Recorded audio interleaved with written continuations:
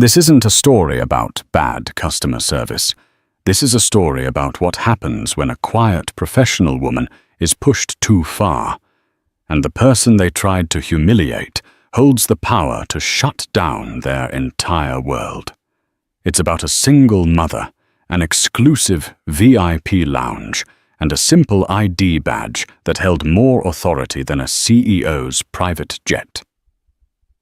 When Aura Airlines decided Dr. Anaya Hayes didn't belong, they had no idea they were about to ground their own multi-billion-dollar company. Stay tuned, because the karma in this story is served ice-cold at 30,000 feet. The air in the Summit Club, Aura Airlines' flagship VIP lounge at Los Angeles International Airport, was meant to smell like money. A subtle curated scent of white tea and bergamot was piped through the vents, mingling with the faint aroma of expensive leather and freshly polished chrome. It was a sanctuary of sterile calm, a world away from the cacophony of the main terminal. This was a place for the chosen few, the platinum status flyers, the first-class ticket holders, the titans of industry, who glided through life insulated from its minor inconveniences. Dr. Anaya Hayes did not feel like a titan of industry. She felt like a mom, a tired, single mom who had just wrapped up a grueling 72-hour aeronautics conference in San Diego and was now trying to shepherd her 8-year-old son Leo onto a flight to Hawaii for a much-needed, long-promised vacation. Her conference pass, which gave her access to the lounge network, felt less like a key to an exclusive club and more like a necessary tool to survive the 5-hour layover with an energetic child. Leo, oblivious to the lounge's hushed reverence, was captivated. His small, brown hands were pressed against the floor-to-ceiling windows, his eyes wide as a Boeing 787 Dreamliner gracefully pushed back from the gate. "Mom, look. The flaps are extending. It's getting ready for takeoff." Anaya smiled, a genuine, warm smile that momentarily erased the fatigue from her face. "That's right, my little aviator. That's the pre-flight check for the control surfaces." She had nurtured his love for planes, a passion he inherited directly from her. While other kids had posters of superheroes, Leo's walls were covered with schematics of jet engines and photos of iconic aircraft. His most prized possession was a detailed model of an Airbus A350 she had brought him from a work trip to Toulouse. For Anaya, an aviation safety inspector for the Federal Aviation Administration, her son's passion was a beautiful, pure reflection of her own life's work. They found a secluded corner with 2 plush armchairs and a small table. Anaya settled in, pulling out Leo's tablet and a juice box she'd brought. She was dressed comfortably for the long flight, a pair of dark, well-fitting travel trousers, a simple cashmere sweater, and comfortable flats. Her hair was pulled back in a neat professional bun. She was understated elegant and completely exhausted. That's when she first felt the eyes on her. A woman with a severe blonde bob and a name tag that read, Carolyn Finch, Lounge Manager, was standing near the marble-topped bar staring at them. It wasn't a glance. It was a focused, dissecting gaze. Carolyn's lips were pursed into a thin, disapproving line. She whispered something to a younger employee, who then glanced nervously in their direction before quickly looking away. Anaya had felt this kind of scrutiny before. It was the silent, questioning look that asked, "Do you belong here?" She'd felt it in university, lecture halls, in corporate boardrooms, and now, apparently, in a VIP airline lounge. She tried to ignore it, focusing instead on Leo, who was now happily drawing airplanes on his tablet. A few minutes later, Carolyn Finch began her approach. Her heels clicked with sharp, officious taps on the polished porcelain floor, a sound that cut through the lounge's ambient hum. She stopped directly in front of their table, her shadow falling over Leo's tablet. "Excuse me," Carolyn said. Her voice was as crisp and cold as the champagne chilling behind the bar. Anaya looked up. "Yes? Can I help you?" Carolyn's eyes flickered from Anaya to Leo, then around their small space as if searching for something out of place. "I need to see your credentials for the lounge." She didn't say please. It wasn't a request. It was a demand. Anaya blinked slightly, taken aback by the aggressive tone. Around them a few heads turned. A businessman in a tailored Brioni suit lowered his copy of the Wall Street Journal. Anaya maintained her composure, reaching into her travel tote. "Of course," she said, pulling out her conference pass and her first-class boarding pass for Aura Airlines Flight 227 to Honolulu. She placed them on the table. Carolyn picked up the boarding pass, examining it as if it might be a forgery. She barely glanced at the conference pass. This conference pass allows for one guest. The guest policy is typically for a spouse or business partner. Her gaze fell pointedly on Leo. "He's my son. He's 8. Anaya said, her voice remaining steady, though a familiar knot of anger was beginning to tighten in her stomach. "I've used this pass with him before, on other airlines. It's never been an issue." Aura Airlines maintains a higher standard for its Summit Club. Carolyn replied, her tone dripping with condescension. "We strive to maintain a professional and serene atmosphere. We have family-friendly facilities in Terminal 4. The implication was clear. Your child, and by extension, you are disrupting the serenity. Leo, sensing the tension, looked up from his tablet. "Am I being too loud, Mummy?" he whispered. Anaya's heart clenched. She put a reassuring hand on his shoulder. "No, sweetie. You are being perfect." She looked back at Carolyn, her eyes now holding a steely edge. "My son has been perfectly quiet and well-behaved. We are paying customers, and we are entitled to be here. Please check your corporate policy. I'm quite sure a child guest is permitted." Carolyn's nostrils flared. She was being challenged, and she didn't like it. "I am the manager. I am the policy here. And I'm finding your tone to be quite aggressive. It was a classic tactic. Reframe the victim's legitimate response as aggression. Anaya had seen it 1,000 times. "My tone is direct, Ms. Finch." Anaya corrected her. "I'm simply asking you to honor the terms of my ticket and my lounge access. If you'd like to call your corporate office to verify, please feel free." The businessman with the Wall Street Journal was now openly staring, an expression of disbelief on his face. He knew what was happening. He recognized the ugly, timeless script of prejudice playing out in real time. Carolyn felt her authority slipping. Humiliated at being questioned in her own domain, she doubled down. "I have reason to believe your credentials may not be valid. I'm going to have to ask you to leave."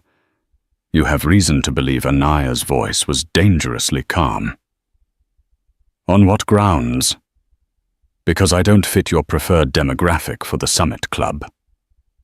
The accusation hung in the air, sharp and undeniable. Carolyn's face flushed a blotchy red. "That's a disgusting accusation. I'm asking you to leave because you are creating a disturbance. If you don't leave now, I will have airport security remove you." Anaya felt a surge of hot fury, but she looked at Leo's frightened face and pushed it down. She would not cause a scene in front of her child. She would not give this woman the satisfaction. She began to pack their things with slow, deliberate movements. "Fine," Anaya said, her voice low. "We will leave. But you should know, Ms. Finch, that you are making a monumental mistake. The only mistake was letting you in here in the first place, Carolyn sneered, turning on her heel and marching back to her post at the bar, a smug look of victory on her face. As Anaya took Leo's hand and walked toward the exit, a wave of humiliation washed over her. Every eye in the lounge was on them. She felt like a criminal being paraded out. Leo's small hand trembled in hers. He looked up at her, his bottom lip quivering. "Did we do something wrong? Mommy?" Kneeling down in the busy hallway, just outside the frosted glass doors of the Summit Club, Anaya hugged her son tightly. "No, baby. We did nothing wrong. Absolutely nothing. That woman was just having a bad day." She lied because the truth was too ugly to explain to an 8-year-old. They found 2 hard plastic seats at a crowded, noisy gate. The smell here wasn't white tea and bergamot. It was a mix of stale popcorn sweat and disinfectant. Leo sat huddled against her, his earlier excitement completely extinguished. He didn't want his tablet anymore. He just stared at the floor. Anaya looked back at the exclusive doors of the Summit Club. The monumental mistake wasn't hers. It was Carolyn Finch's. It was Aura Airlines. And as an investigator for the Federal Aviation Administration, she knew that mistakes in the aviation industry, no matter how small they seemed, could have devastating consequences. Carolyn Finch wanted to talk about standards. Anaya Hayes was about to teach her and the entire airline what standards truly meant. Sitting amidst the chaos of Gate 72B, Anaya's mind worked with the cool, methodical precision that made her one of the best investigators in the FAA's Western Pacific region. The initial sting of humiliation was rapidly being replaced by a cold, analytical anger. This wasn't just a personal slight. It was a symptom of a deeper disease. Carolyn Finch's behavior was not just rude. It was a procedural failure. And procedural failures in the world of aviation were something Anaya Hayes did not tolerate. She looked at Leo, who had fallen into an uneasy sleep, his head resting on her lap. Her first instinct was to protect him, to shield him from this ugliness. But her professional instinct, the one honed over a decade of investigating everything from maintenance log discrepancies to near-miss incidents, was screaming at her. An airline is a complex system. If the culture in its flagship lounge was this rotten, what other, more critical failures might be hiding beneath the surface? An attitude of exclusion and corner-cutting in customer-facing roles often mirrored a similar attitude in operations. She pulled out her work-issued encrypted smartphone. She didn't look up a customer service number for Aura Airlines. She didn't open an app to file a complaint. She went to her secure contacts and dialed the direct line for her superior, David Chen, the FAA's regional administrator. It was 4:30 p.m. on a Friday, but she knew he'd be there. David was a workhorse. He picked up on the second ring. "Chen, David, it's Anaya Hayes. Anaya." "I thought you were on your way to paradise," he said, his voice warm. "Don't tell me you're calling to get out of bringing me back macadamia nuts." "The trip's been slightly delayed," Anaya said, her voice devoid of its usual warmth. "I'm at LX. I'm calling to report a potential safety and compliance issue at the Aura Airlines Summit Club Lounge in Terminal 7. The shift in her tone immediately put David on high alert. He knew Anaya. She was unflappable. For her to make a call like this meant it was serious. "Okay, what have you got?" "I was just improperly and forcibly removed from the lounge. By the lounge manager, Ms. Carolyn Finch," Anaya began, sticking to the facts. "The removal was based on what I can only describe as discriminatory pretext. But that's the HR issue. The FAA issue is the operational conduct I witnessed. She began to lay it out not as a wronged mother, but as an inspector. The manager, Ms. Finch, made an arbitrary decision regarding federally regulated access credentials without following any discernible verification protocol. She then escalated the situation and summoned airport security based on her own uncorroborated judgment. The security guard she summoned was an airline contractor, not TSA or LAPD Airport Police. I need to know if that guard has the proper SIDA security identification display, area training, and authority to physically engage and remove a ticketed passenger from a secure side airport facility.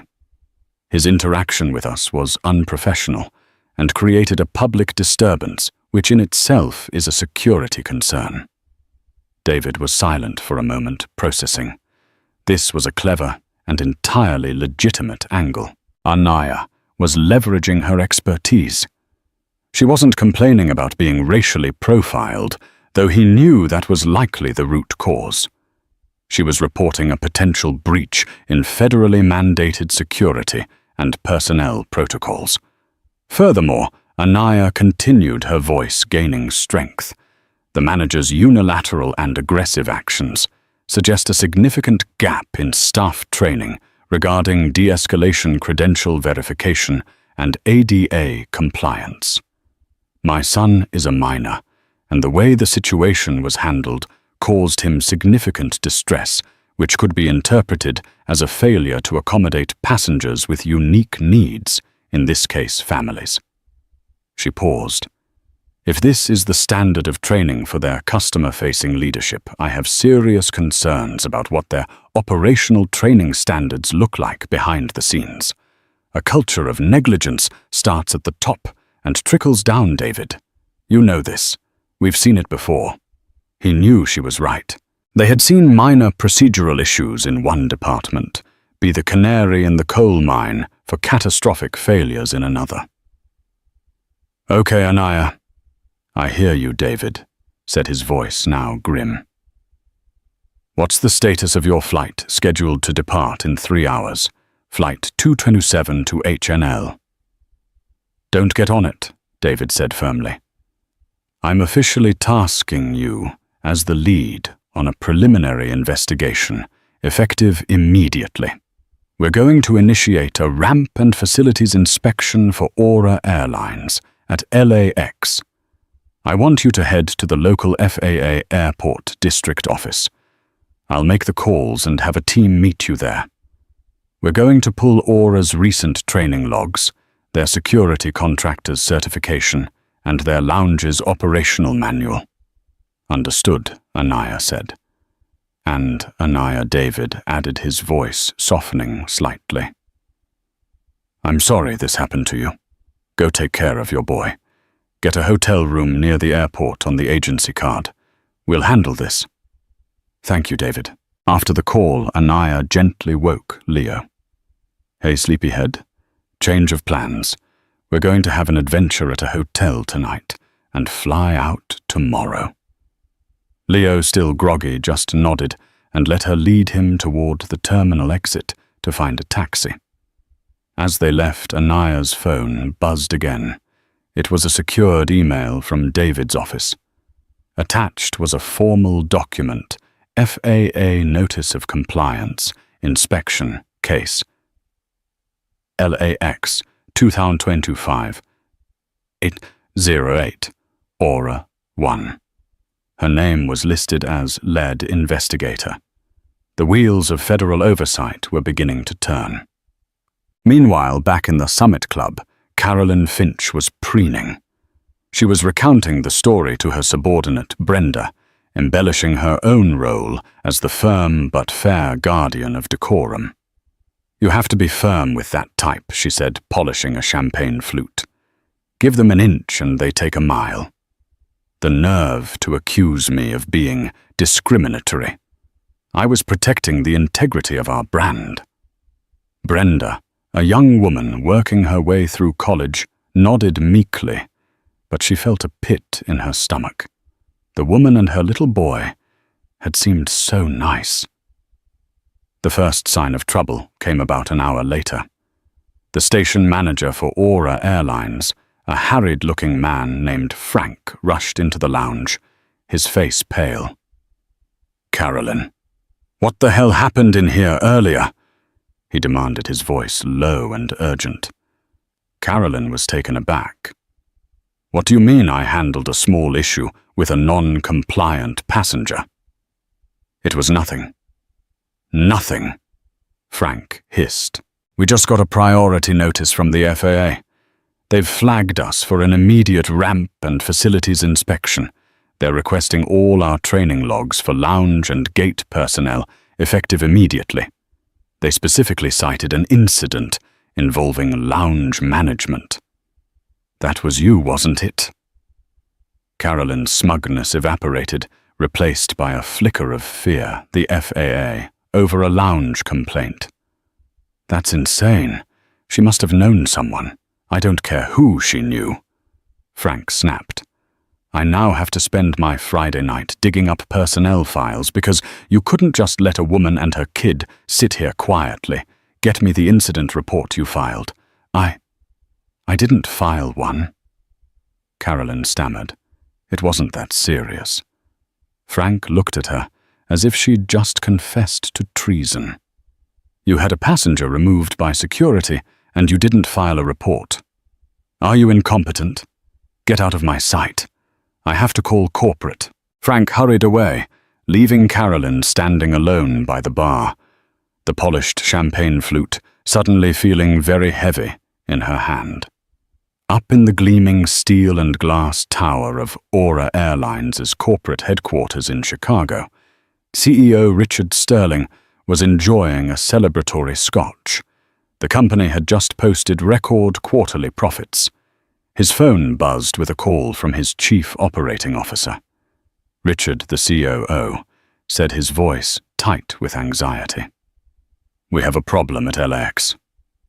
Richard Sterling, a man who saw problems as mere speed bumps for his private jet to taxi over, took a sip of his Macallan 25.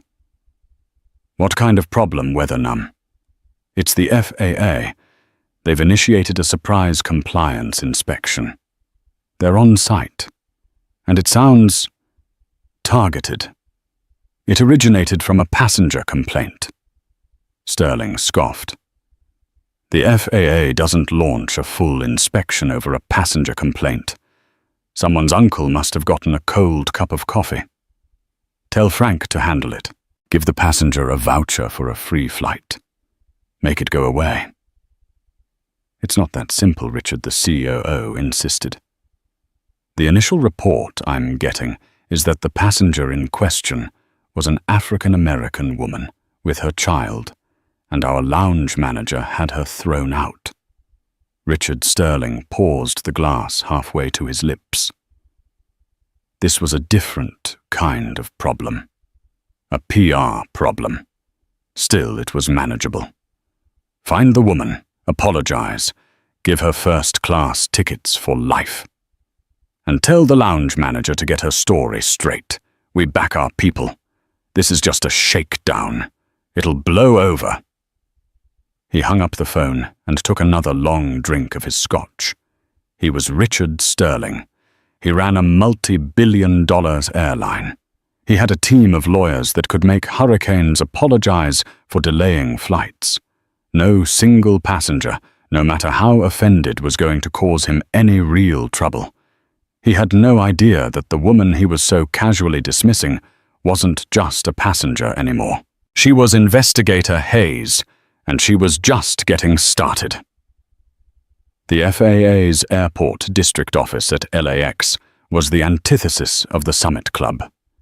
There was no bergamot-scented air, no plush leather, no hushed reverence. This was a place built for function, not fantasy. The air smelled of industrial-grade coffee, old paper, and the faint metallic tang of overworked servers. Its beauty lay not in aesthetics, but in its absolute unyielding purpose. The fluorescent lights hummed with a steady, monotonous drone, illuminating rows of grey cubicles and beige conference rooms. For Anaya Hayes, this sterile environment was a sanctuary. Here, assumptions died, and only facts survived.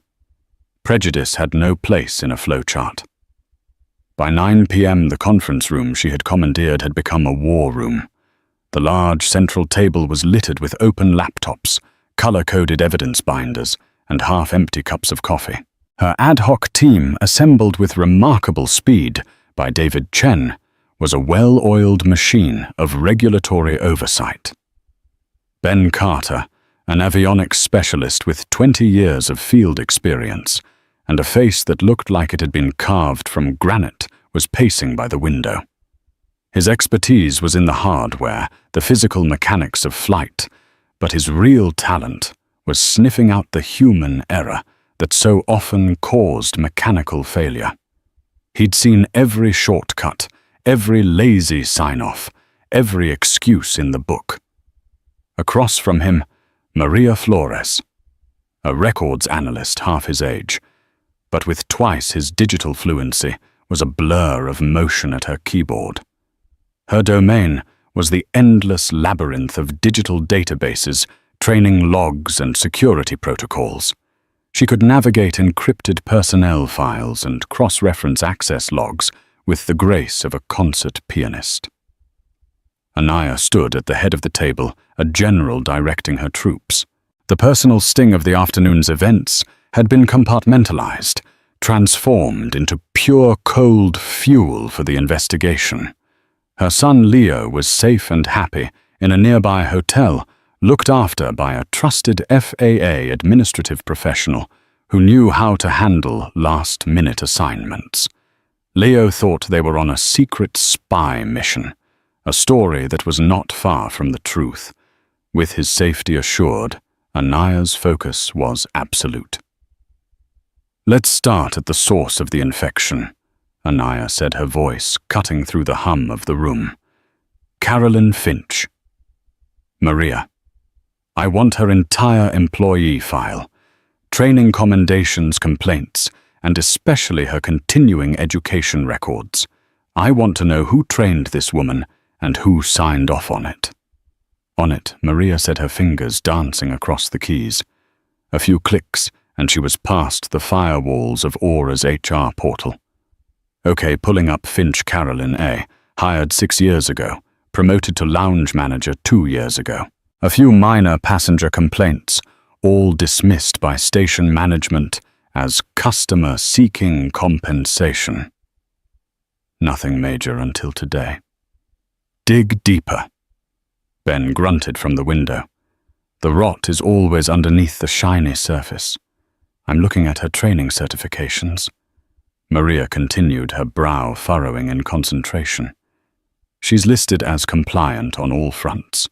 Completed her biannual ADA refresher, annual security protocol update. And here it is. Conflict resolution and passenger rights, 8-hour course, mandatory for all management-level staff.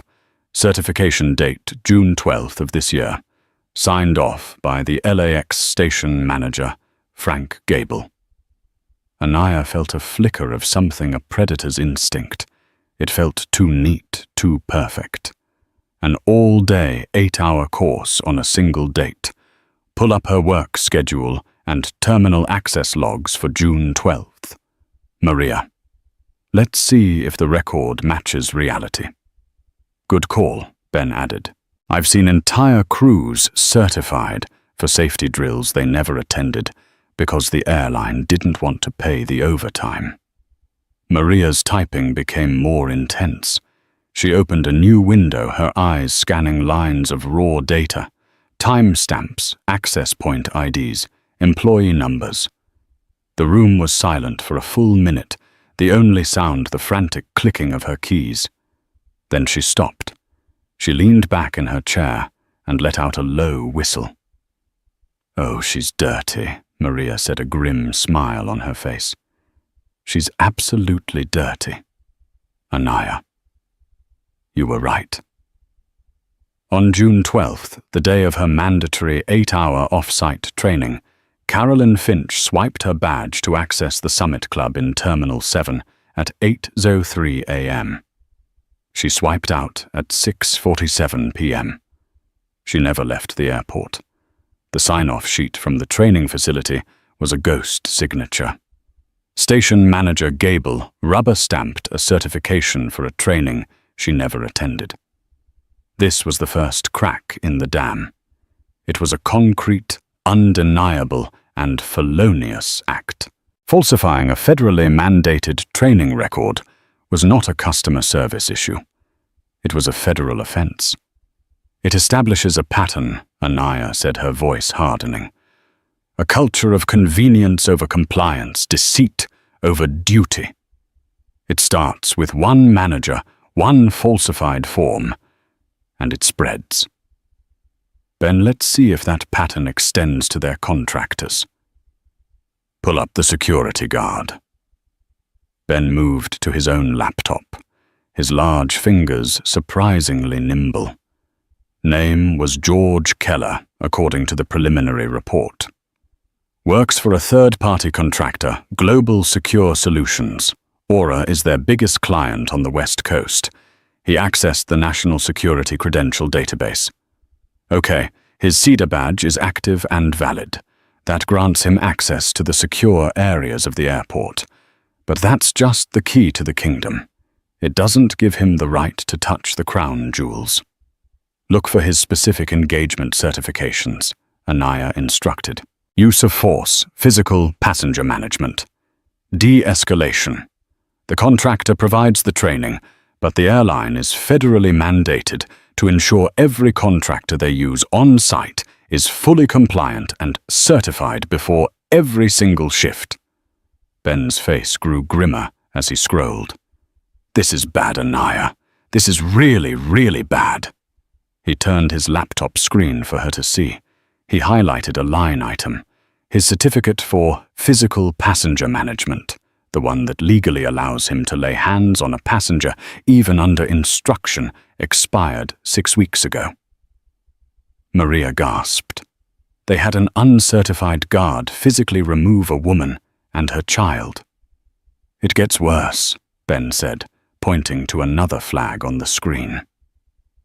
Global Secure's system sent an automated notification of the pending expiration to Aura's compliance office 3 times, and Aura's own internal system should have put an automatic hold on his eligibility for that specific duty. Someone at Aura either deliberately ignored the warnings, or their entire compliance verification system is a catastrophic failure. Either way, they are so far out of compliance, it's not even funny. The pieces locked into place, forming a terrifying picture. An arrogant, untrained hot manager with a history of falsifying records initiates a conflict. She then calls upon an uncertified security guard to illegally enforce her prejudiced decision, and the station manager, the next link in the chain of command, is complicit in the original training fraud. This wasn't one rotten apple. The entire barrel was contaminated. This is a direct violation of 49 CFR Part 1542, the Airport Security Program. Anaya stated, her voice resonating with the full weight of her office. It's a willful disregard for the fundamental safety and security protocols that allow an airline to operate. They put an unqualified individual in a direct security role with the public. What if I hadn't been me? What if it had been someone who panicked, who fought back? The potential for escalation for real harm was enormous. She picked up her encrypted phone, her movements calm and deliberate. She dialed David Chen. As she laid out the findings, the falsified training, the expired certification, the ignored warnings, her voice was stripped of all emotion. She presented the case like a surgeon describing a terminal disease, clinical, precise, and irrefutable. On the other end of the line, David listened in stunned silence. He had expected negligence, This was bordering on criminal conspiracy. When she finished, he let out a long, heavy sigh. "Anaya, you understand the gravity of these findings and what they compel us to do," he said, his voice heavy. "This isn't about a fine. This isn't about a warning letter. This is a fundamental betrayal of the public trust and a mockery of their air operator certificate.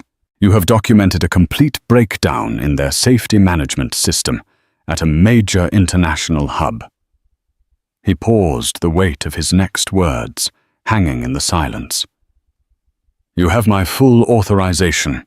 Issue a temporary suspension of air operator certificate for Aura Airlines effective immediately for all operations originating from or terminating at LAX. I want a full top-to-bottom, no stone unturned audit before we even consider letting them fly again. I'll notify the National Command Center. Draft the order. Let's shut them down." The command was given. A death sentence, even if temporary, for an airline's operations. Anaya hung up and looked at her team. A grim understanding passed between them. "Let's write the order," she said. At 11:47 p.m., 2 FAA officials, flanked by 2 uniformed officers of the LAPD Airport Police, walked through the secure doors of the Aura Airlines Operations Control Center at LAX. The OCC was the airline's nerve center, a vast, dimly lit room, dominated by a wall of screens displaying flight paths, weather patterns, and crew schedules. Dozens of dispatchers and coordinators spoke in low, urgent tones, managing the complex ballet of a global airline. The station manager, Frank Gable, was in the center of the room, already stressed from the initial document requests. When he saw the FAA officials approaching with police, his heart plummeted. The lead official, a tall, imposing man, didn't waste time with pleasantries. He handed Frank a single-page document. Frank's hands trembled as he read the bolded heading, "Temporary suspension of air operator certificate, pursuant to 49 U.S.C. 44709. He read it again, the words blurring. "Suspend. You're grounding us." The entire hub. Numb. No. This is a mistake. It's a misunderstanding over a lounge issue. So the lounge issue was merely the tip of an iceberg of non-compliance. The FAA official stated, his voice calm but unyielding. The only mistake was made by Aura Airlines. Your authority to operate from this airport is hereby suspended. This is not a negotiation. Notify your aircraft. Begin deplaning all passengers on outbound flights. All inbound aircraft are to be held at the gate upon arrival. Nothing moves. The words echoed through the suddenly quiet OCC. A dispatcher hearing the exchange ripped off his headset. He said, "We're grounded, the whole fleet." Panic erupted. Phones began ringing. Alarms on consoles started to chime as flight plans were abruptly cancelled by the tower. On the tarmac, pilots preparing for takeoff to New York, Tokyo, and London received the shocking, unprecedented command over their radios. Aura 22, Aura 6, Aura 81. All Aura flights return to gate. I repeat, all Aura flights return to gate. By order of the FAA, you are grounded. In the terminals, the first sign of the apocalypse came on the giant departure boards, the entire column under the Aura Airlines logo. A sea of blue on-time indicators began to blink. Then one by one, they turned to a horrifying stark red. Cancelled.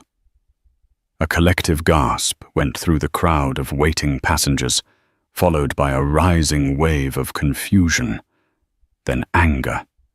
In his $30 million penthouse overlooking Lake Michigan, Richard Sterling was ripped from a deep sleep by his phone vibrating violently on the marble nightstand. It was his COO, and his voice was a panicked shriek. "They did it, Richard. The FAA grounded us at LAX. They've shut down the entire hub.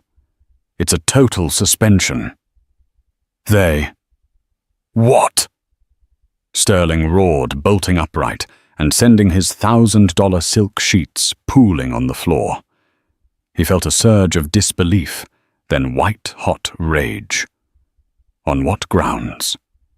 What possible grounds could they have? Systemic safety and security violations. The COO yelled over the phone. "They're citing falsified training records, use of UNSI-certified security personnel. A complete operational failure. It's already on Bloomberg and CNN. The stock is hemorrhaging in after-hours trading." Sterling, dazed, grabbed his tablet. The headlines were brutal, apocalyptic. FAA issues. Unprecedented grounding of Aura Airlines at LAX hub. Amid shocking safety probe. He watched in horror as a graph showed his company's stock price falling off a cliff. Each second represented millions of dollars in vaporized value. "Get the entire legal team on a conference call. Now!" Sterling screamed, his voice raw. "Get me the head of the FAA. Get me the Secretary of Transportation on the phone. I want to know who is responsible for this. I want a name." There was a pause on the other end of the line, and when the COO spoke again, his voice was hollow. "We have a name. Richard. The lead investigator on the FAA report. The one who initiated the compliance check. Her name is Dr. Anaya Hayes." The name meant nothing to Richard Sterling. It was just a name. It was impossible for him to connect this corporate cataclysm, this financial Armageddon, to a quiet black woman and her young son. The woman his employee had deemed unworthy of a seat in a VIP lounge just hours before. The problem he had casually ordered his subordinates to make go away. From her hotel room window, overlooking the now eerily silent Terminal 7, Anaya Hayes watched. The massive, beautiful jet symbols of human ingenuity and her life's work sat motionless and dark on the tarmac. Their wings were clipped not by a storm or a mechanical fault, but by a failure of character that had been allowed to fester into a systemic disease. There was no joy in her heart, no thrill of victory. Only the heavy, somber satisfaction of a duty fulfilled. The system she was sworn to uphold had been critically compromised, and she had done her job. The grounding was not the end. It was the beginning of the reckoning. The grounding of a major airline hub is not a quiet event. It is a financial and logistical hydrogen bomb, and the fallout for Aura Airlines was immediate, catastrophic, and brutally public. The first 48 hours were a masterclass in corporate hemorrhaging. Every 6 hours, the LAX hub remained inert. The company was torching over $100 million in lost revenue hotel vouchers for thousands of stranded passengers' crew, repositioning nightmares and parking fees for their fleet of now useless multi-million-dollar aircraft. The stock market, when it officially opened on Monday morning, was a bloodbath. Aura's stock, Aura, opened down 38%, wiping out nearly $2 billion of shareholder value in the first 90 minutes of trading. It was the single worst day in the company's 40-year history.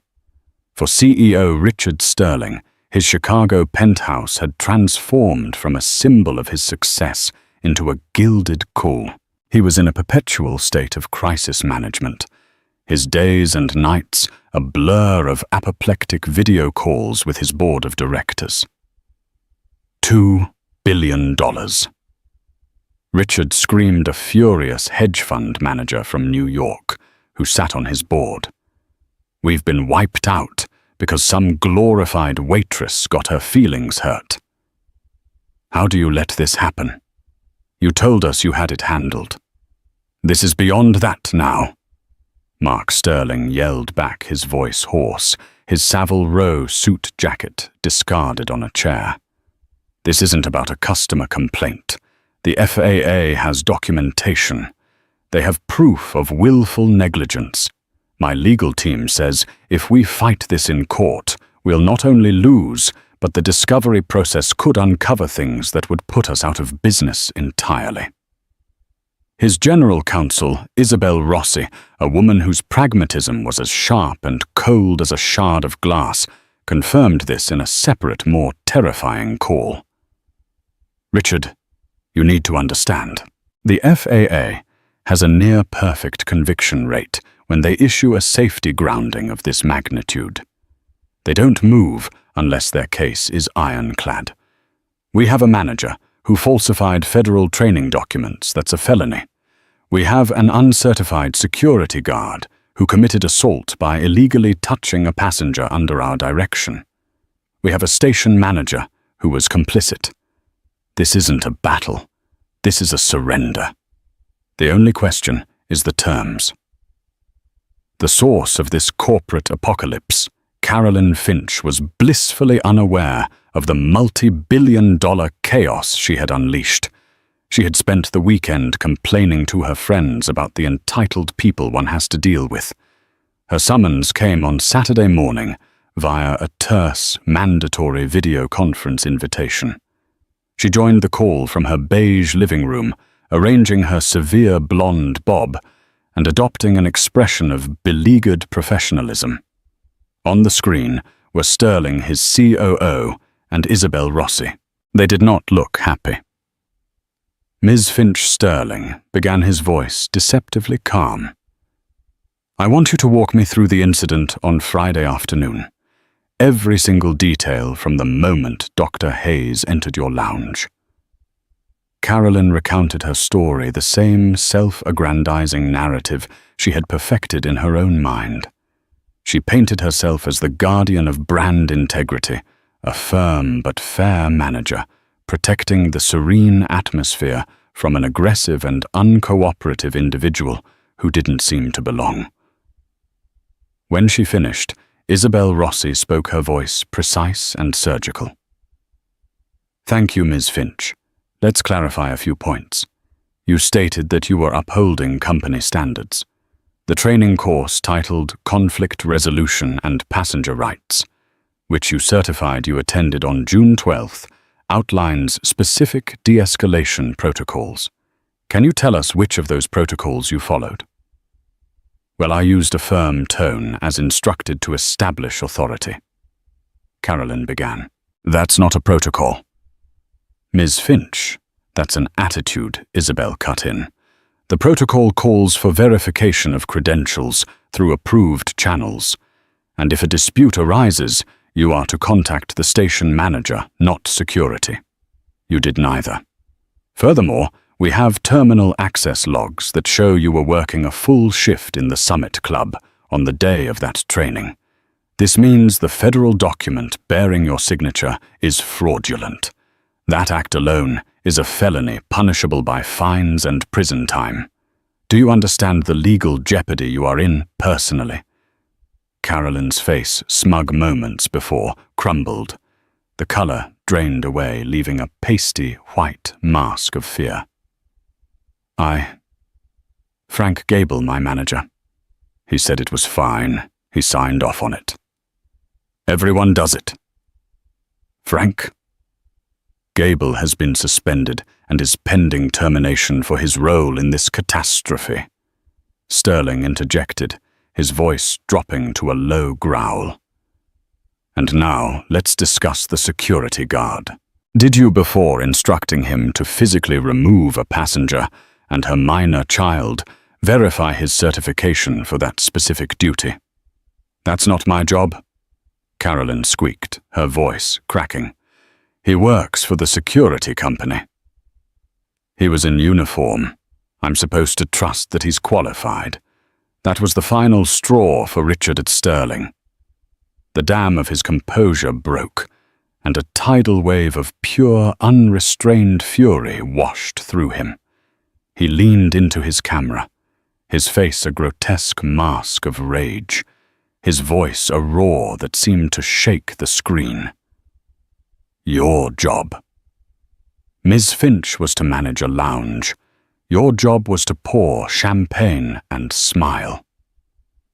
Your job was to use the most basic, rudimentary common sense, but you couldn't do that instead. Your petty prejudice, your pathetic need to wield some imaginary power has cost this company billions of dollars. You are without a single shred of doubt, the single most destructive and expensive employee in the entire history of aviation. You didn't just insult a passenger, you assaulted a Federal Aviation Administration safety inspector, and you did it in front of her child. He was breathing heavily, his face purple. Effective this second, your employment with Aura Airlines is terminated.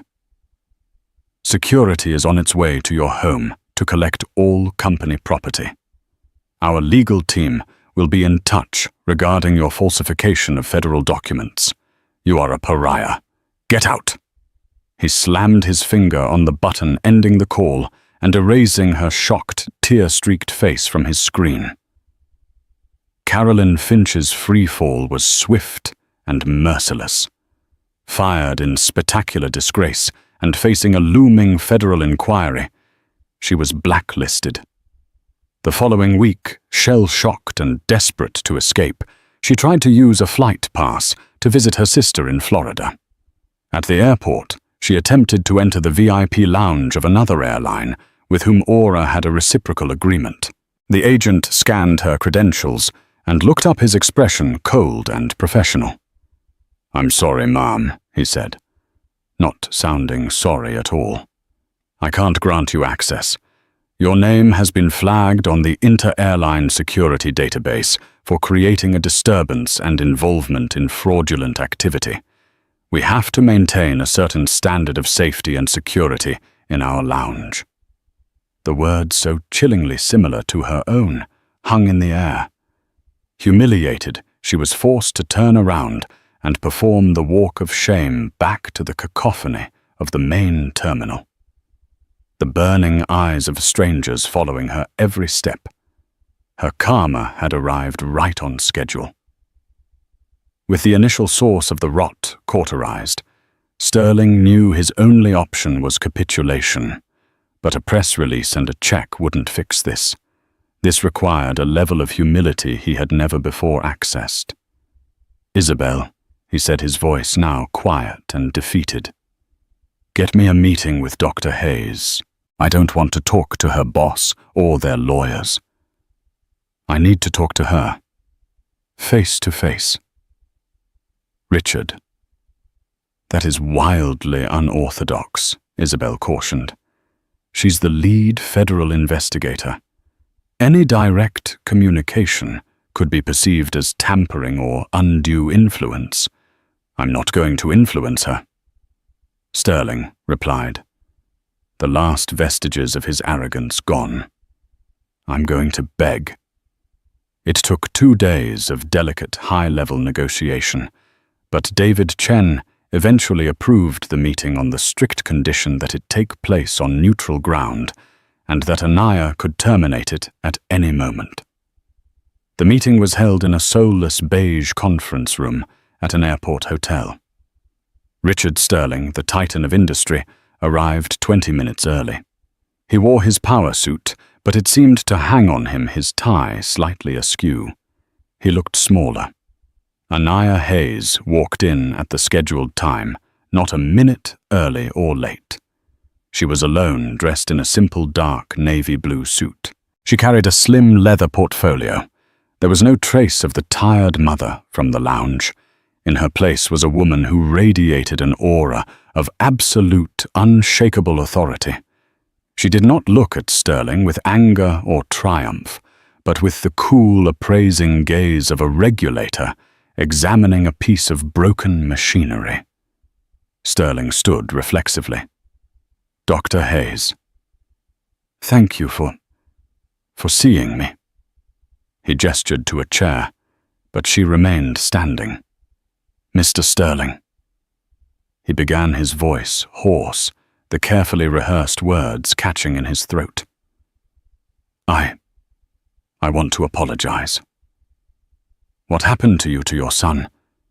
It was a disgusting, inexcusable failure on every conceivable level. It was born of prejudice and ignorance, and it happened under my leadership. There are no excuses. I am profoundly and deeply sorry." Anaya listened, her expression unmoving. She gave a single, almost imperceptible nod. "Your apology is a matter for your own conscience, Mr. Sterling. It is noted. However, my personal feelings are irrelevant. We are here because Aura Airlines has demonstrated a critical failure of its safety management system, which compromises the integrity of the national airspace system that thousands of my colleagues and I are sworn to protect." The statement was like a splash of ice water. She had effortlessly shifted the frame from a personal grievance to a matter of federal oversight. He was not here to appease a wronged customer. He was here as a supplicant to the regulatory body that held his company's life in its hands. "Yes," he stammered. "Of course, I've seen the findings. They are indefensible. I didn't come here to argue. I came to ask what we need to do, not just to satisfy the FAA's requirements, but to fix the culture that allowed this to happen, to earn back the right to fly." This was the opening. This was the moment where accountability could be forged into action.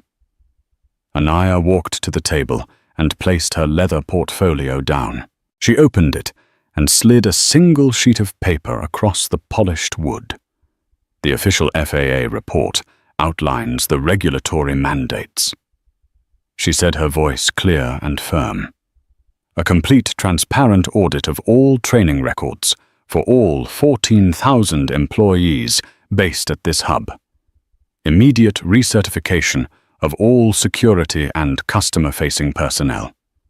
A complete overhaul of your third-party contractor verification system. Those are the legal requirements. They are non-negotiable." She tapped the paper she had just given him. "This is what is required to fix the culture." Sterling picked it up. It was not a list of fines. It was a list of actions. 1. A full-page public apology. To be run in the New York Times, the Wall Street Journal, and the Los Angeles Times. It was to be signed by Richard Sterling himself and explicitly detail the discriminatory nature of the incident, naming Carolyn Finch as the instigator, and publicly accepting full corporate responsibility. 2. The Phoenix Program.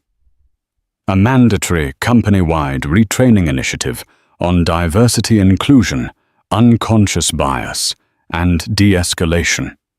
It was to be designed and administered by a respected third-party consultant approved by the FAA and audited for the next 5 years. 3. The Leo Hayes Aviation Grant. The establishment of a $5 million perpetual charitable foundation funded entirely by Aura Airlines. Its mission to provide scholarships, flight school tuition, and STEM education.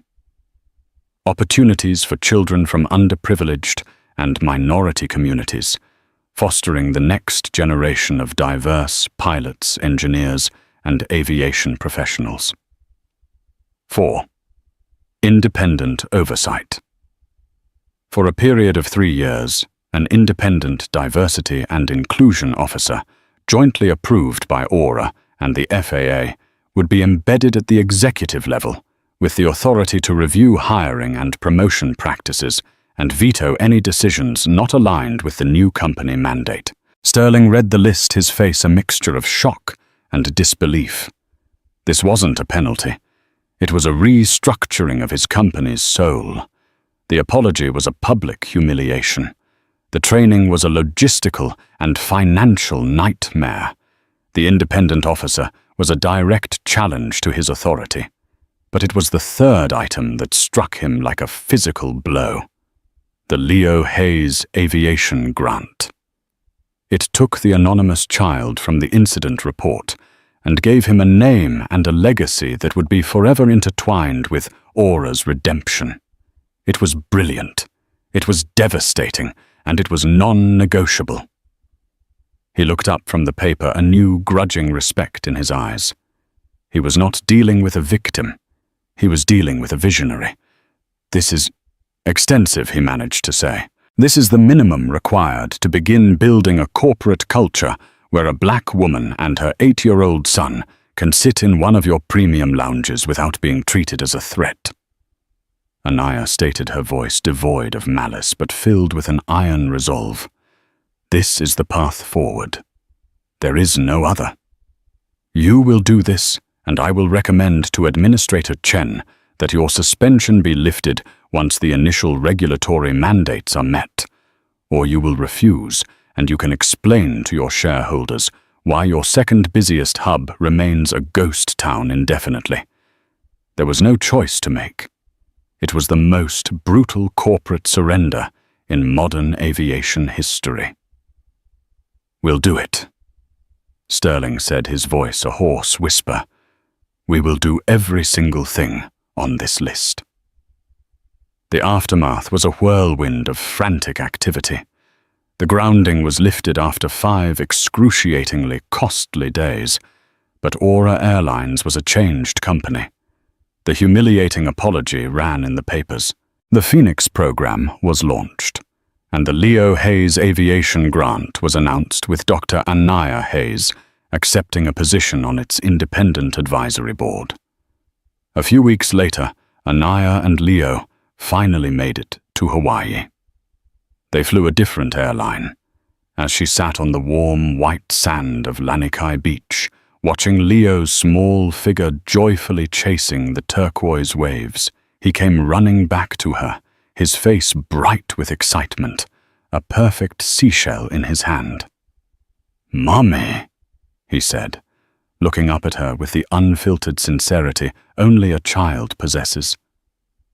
"Are you famous now? Grandma showed me your picture on her computer." Anaya pulled him into a tight hug, breathing in the salty air and the scent of his sun-warmed hair.